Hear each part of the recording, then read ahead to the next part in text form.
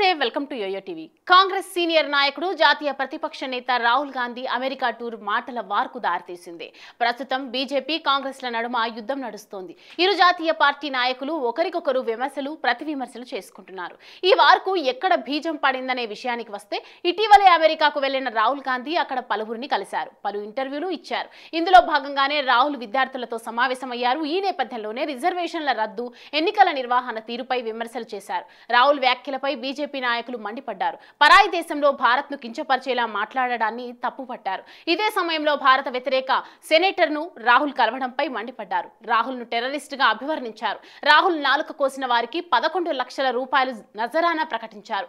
ఈ నేపథ్యంలోనే ఏఐసీసీ అధ్యక్షుడు మల్లికార్జున ఖర్గే బీజేపీ నేతల మాటలను తప్పుపడుతూ ప్రధాని మోడీకి లేఖ రాశారు. అధికార పార్టీ నేతల మాటలు హింసాత్మకంగా ఉన్నాయని పేర్కొన్నారు. ఇలాంటి వ్యాఖ్యలు చేసిన వారిపై చర్య తీసుకోవాలని కోరారు. నేతలను క్రమశిక్షణలో పెట్టాలన్నారు. వ్యక్తిగత దూషణలు రాజకీయాలకు మంచిది కాదని చెప్పుకొచ్చారు. మోడీకి రాసిన లేఖలో ఏఐసీసీ అధ్యక్షుడు ఖర్గే చేసిన ఆరోపణలను బీజేపీ జాతీయ అధ్యక్షుడు జేపీ నడ్డా తిప్పికొట్టారు.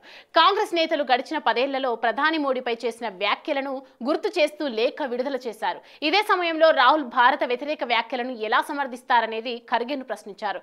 భారత వ్యతిరేక శక్తులకు రాహుల్ అండగా నిలిచారని ఆరోపించారు. ప్రధానితో పాటు వెనుకబడిన తరగతులను దొంగ అని సంబోధించిన చరిత్ర కాంగ్రెస్ దని పేర్కొన్నారు. మోడీని కాంగ్రెస్ నేతలు 110 సార్లు దూషించారని తెలిపారు. మీ వ్యాఖ్యలు సత్యదూరమైనవి. మీరు గాంధీ ఇతర నాయకుల దుర్మార్గాలను మర్చిపోయినట్లు లేదా ఉద్దేశపూర్వకంగా వాటిని విస్మరించినట్లు మీ లేఖ ద్వారా తెలుస్తుందని నడ్డా అన్నారు. ఖర్గే రాసిన లేఖలో ఉత్తరప్రదేశ్ కు చెందిన ఓ కేంద్ర మంత్రి గాంధీని నెంబర్ 1 టెర్రరిస్టు అని అనడం ప్రపంచాన్ని దిగ్భ్రాంతికి గురి చేసిందని పేర్కొన్నారు. ప్రతిపక్ష నేత నాలుక కోసిన వ్యక్తికి శివసేన ఎమ్మెల్యే 11 లక్షల రివార్డు ప్రకటించారని తెలిపారు. ఇందిరాగాంధీకి పట్టిన గతే రాహుల్ కి పడుతుందని మరో నేత పేర్కొన్నాడని వెల్లడించారు.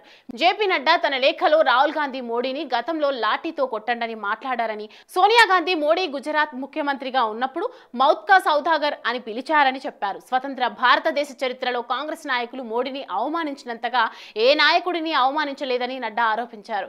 ఇక భారత వ్యతిరేక పాక్ అనుకూల శక్తులతో రాహుల్ కలవడాన్ని మీరు సమర్థిస్తారా అని నడ్డా ప్రశ్నించారు. భారత ప్రజాస్వామ్యంలో విదేశీ జోక్యాన్ని కోరుతుంటే గాంధీని చూసి కాంగ్రెస్ గర్వపడుతుందా అని వ్యాఖ్యానించారు.